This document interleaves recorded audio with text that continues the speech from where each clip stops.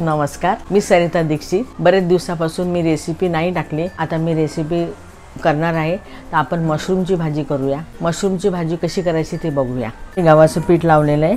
त्या गव्हाच्या पीठाने काय होतं, वरचा चिकटपणा सगळा चालला जातो।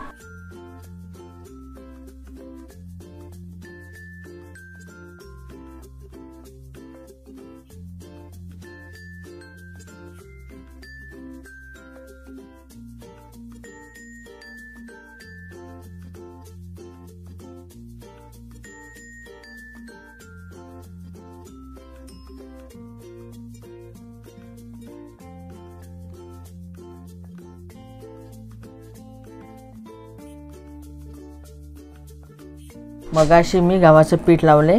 त्याला गव्हाचं पीठ लावा, मैदा लावा तरी चालेल, पण मी गव्हाचं पीठ लावले। त्याचे वरचे सगळे सालं काढून टाकायची, म्हणजे ते उघरट लागत नाही। तर हे स्वच्छ पाण्याने धुवायचे।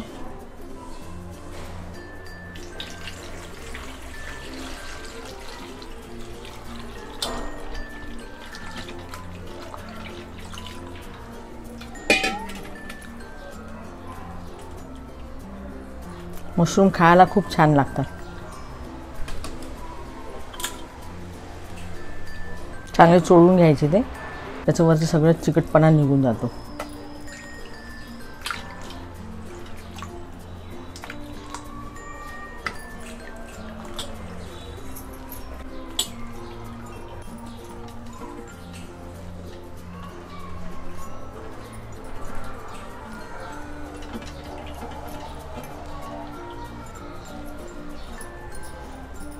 अजून एक पाण्यात धुवायचं ते।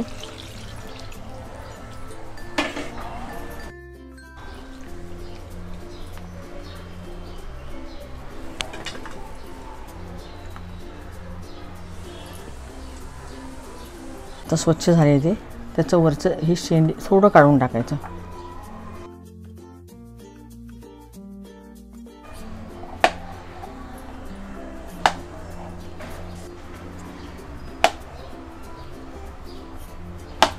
हे मधून पण कापायचं, कारण मोठं आहे ना ते।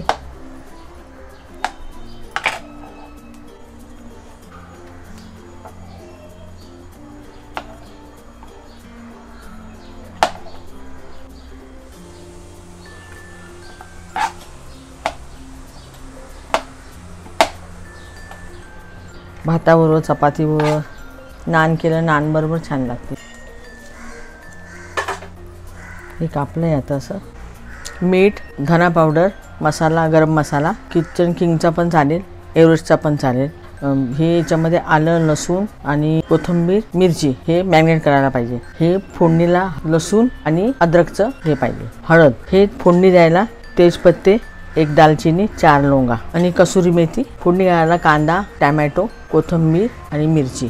आणि हे दही आहे, हे आपण मॅरिनेट करूया। आता मॅरिनेट करायला काय काय लागतं ते सांगते तुम्हाला मी। आता आपण मॅरिनेट करूया। 1 चमचा लाल तिखट घालायचं।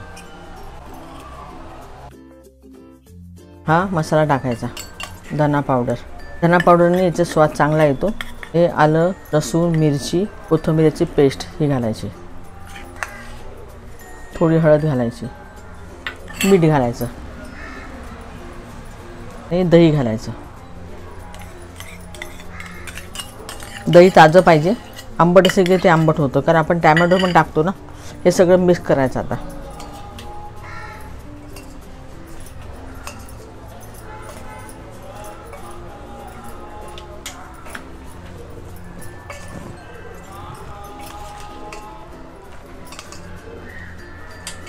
दहा 15 मिनटं एक मिक्स करायला ठेवायचं। तो पण आपण फोडणी देऊन घेऊया। खूप छान भाजी लागते। पहिले 10 मिनटं ठेवूया, तोपर्यंत आपण फोडणीची तयारी करूया। तर आपल्याला त्यात तेल टाकूया।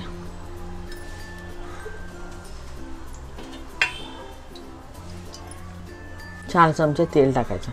तुम्हाला वाटलं तुम्ही जास्त तरी पाहिजे असेल तर तुम्ही टाकू शकता। तेल तापले, हे आलं आणि लसूणची पेस्ट टाकायची। नंतर कांदा टाकायचा। मोठे 2 कांदे घेतले। आपल्या वाटीचं प्रमाण ठेवायचं। आपल्याला किती पातळ लागते भाजी, भाताबरोबर खायचं। मी 2 पॉकेट मशरूम घेतलं, त्यात टॅमॅटो टाकायचं.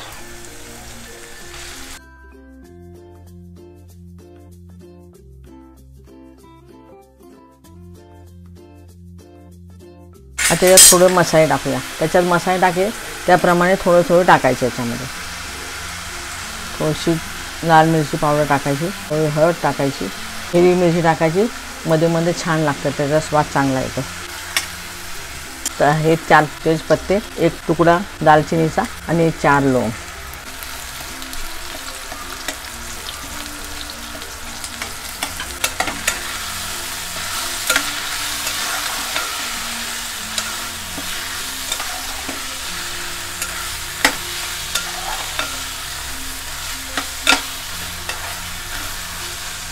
आता त्याच्यात थोडंसं मीठ, त्यात आपण मीठ टाकलेलं आहे, त्याच्यात थोडं मीठ टाकायचं, जास्त टाकायचं नाही. थोडी कोथिंबीर टाकायची आणि कसुरी मेथी टाकायची थोडी.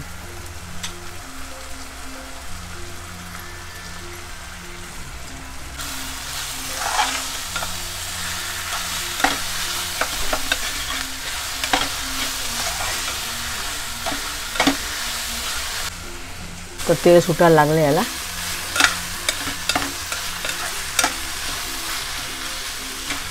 थोडं पाणी टाकायचं.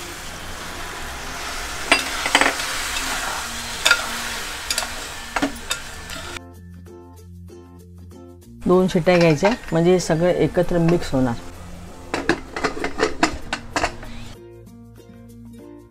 दोन शिट्ट्या झाल्या आहेत, कुकर थंड झालेला आहे. आता आपण बघूया. छान मस्त झालं एकदम. बघा मऊ, एकदम मऊ झाले. असं कांदा टॅमॅटो शिजायला वेळ लागतो म्हणून 1 घेतली तरी चालेल शिटी, 2 घेतला तरी चालेल. छान झालं बघा. सगळा मसाला एकजीव झाला आणि सगळं छान दिसतं मस्त. आता हे मशरूम आपण 10 मिनटं झाले, आपण हे 10 मिनटं मशरूम टाकून देऊ.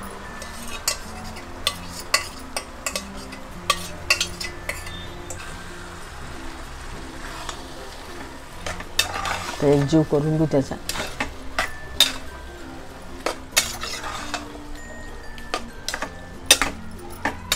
खायला पण एकदम टेस्टी लागते, भाताबरोबर छान लागते एकदम.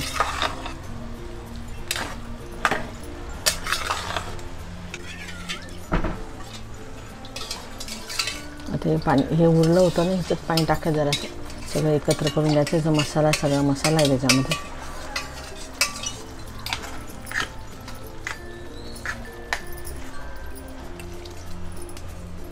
एक दिवस ढाब्यावर भाजी खाल्ली होती मी, ही मला खूप आवडली. आता परत त्याच्यात 2 शिट्ट्या घेऊया, कारण हे मशरूम एकदम गळायला पाहिजे. झाकण लावूया. 2 शिट्ट्या घेतल्या, कुकर थंड झालाय. आता बघूया आपण. वाह, मस्त झाली एकदम छान. हे बघा किती छान झाली भाजी.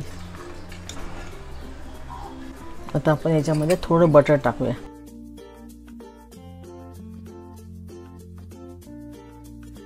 आणि कोथिंबीर टाकूया. सगळे भरपूर कोथिंबीर टाकायची.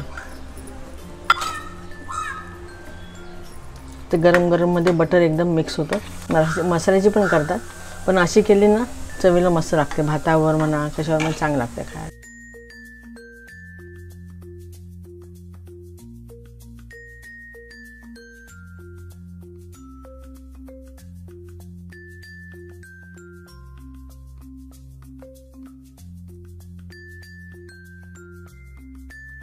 याच्याबरोबर लोणचं आणि कांदा आणि काकडी, जेवण छान होतं. लिंबूचे तर लिंबू ठेवा. ही रेसिपी कशी वाटली कमेंट करून नक्की सांगा मला. व्हिडिओ लाईक करा.